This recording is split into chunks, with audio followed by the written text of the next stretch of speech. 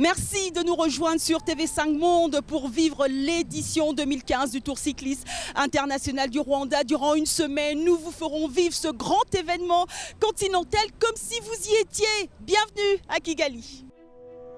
Kigali, capitale du Rwanda, centre économique et administratif du pays. Kigali, ville en plein essor économique et ça se voit.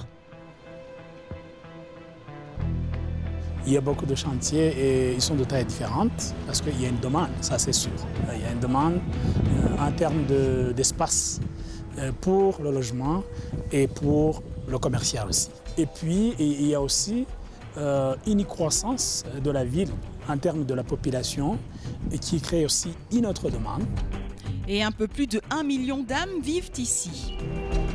Il y a des phases. On ne veut pas avoir une croissance de la ville de façon désordonnée et éparpillée. Toujours, ce souci, il y a ce besoin de faire une ville plus compacte. C'est plus favorable aux affaires aussi, à l'environnement des affaires. Déclarée par l'ONU Habitat en 2008 meilleure capitale africaine, modèle de développement, la croissance réelle du PIB a dépassé les 7% en 2015.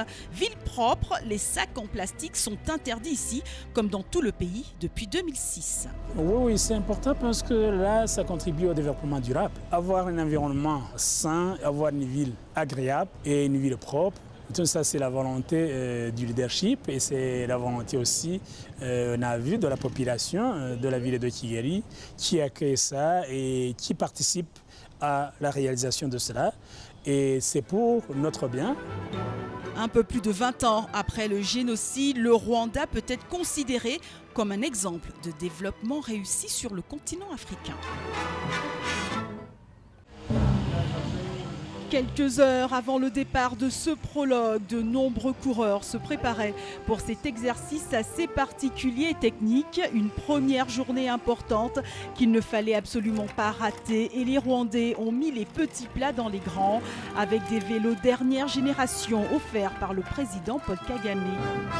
Ce sont des pneus qui offrent très peu de résistance. On parle de 30% en moins de résistance sur la route. Des vélos spéciaux pour le contre-la-montre, des railleurs électriques poids ultra légers à la pointe de la technologie, les mêmes que ceux utilisés par l'équipe Sky de Christopher Froome durant le Tour de France.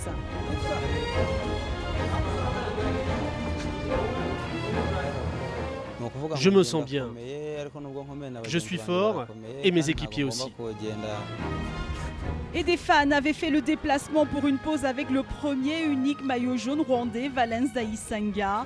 Face à tout cet investissement, un constat est clair, le Rwanda veut remporter cette 7e édition. Mais il faudra compter avec ses adversaires qui ne sont pas non plus venus faire de la figuration, même s'ils restent plutôt dans le classique, comme pour l'équipe sud-africaine. Ou encore du côté de l'Éthiopie avec Temesgen Bourou qui a une petite idée de la mécanique.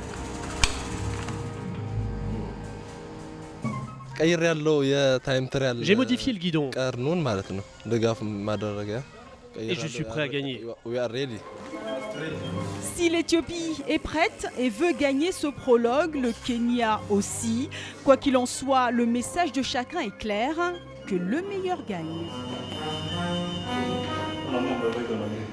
Ça y est, nous sommes au départ de cette première journée avec un prologue dans la ville de Kigali.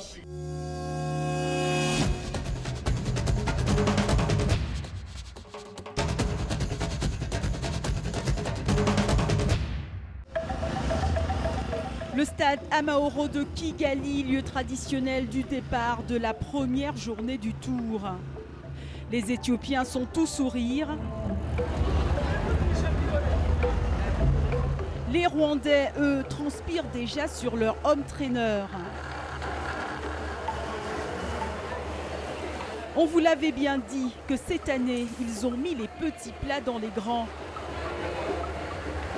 Le président de la fédération Aimable Bayingana ainsi que celui de la Confédération africaine de cyclisme Mohamed Rouaji Azam.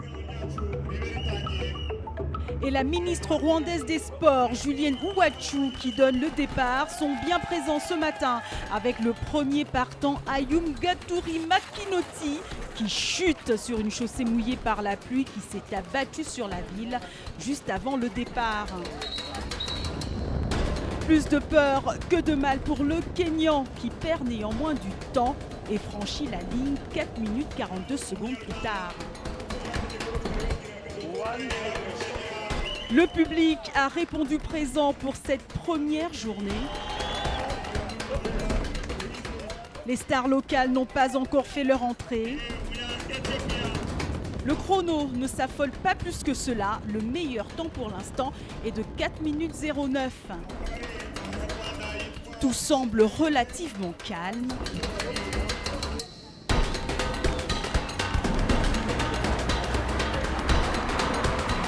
Jusqu'à l'entrée en lice de Janvier Hadi. Le Rwandais connaît bien ce parcours et l'aime puisqu'il avait gagné le prologue ici il y a 2 ans. Équipé dernier cri, casque vélo dernière génération, Janvier Hadi frappe un grand coup. Chrono 4 minutes 02, record du prologue pour le moment.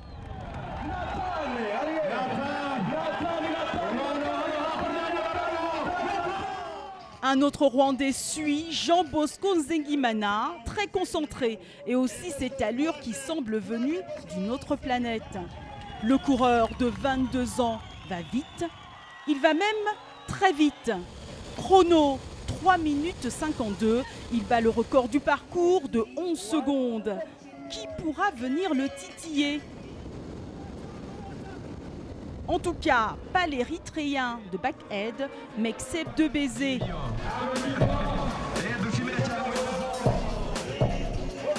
Peut-être le Français Jérémy Bescon, dangereux concurrent qui a remporté en juillet dernier l'étape du Tour pendant le Tour de France. Le Français ne fait pas mieux, mais réalise tout de même un beau chrono de 4 minutes 02.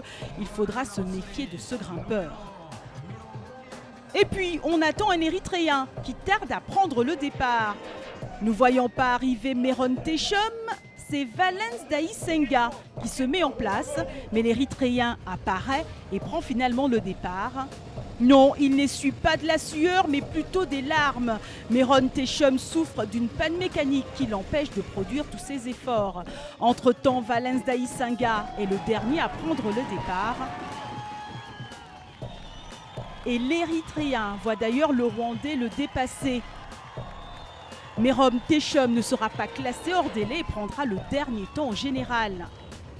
Si la tristesse règne côté éthiopien, ça semble sentir bon du côté du Rwanda. Le maillot jaune de la dernière édition produit son effort, pendant que Jean Bosco Nzengimana sent peut-être déjà qu'il va réaliser le meilleur temps. Valens Daïsenga arrive, applaudi par les siens. Le chrono s'affole, 3 minutes 55 secondes. Il est deuxième, le camp rwandais jubile. Ils font 1, 2 et 3 en battant le record du parcours.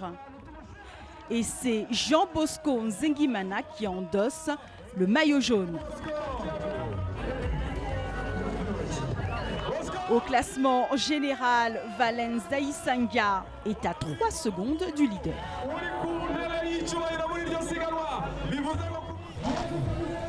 Première victoire donc pour le Rwanda avec la magnifique victoire de Jean Bosco Nzengimana. Un tour que vous pouvez continuer à suivre sur tv5monde.com mais également sur les réseaux sociaux. À demain, salut.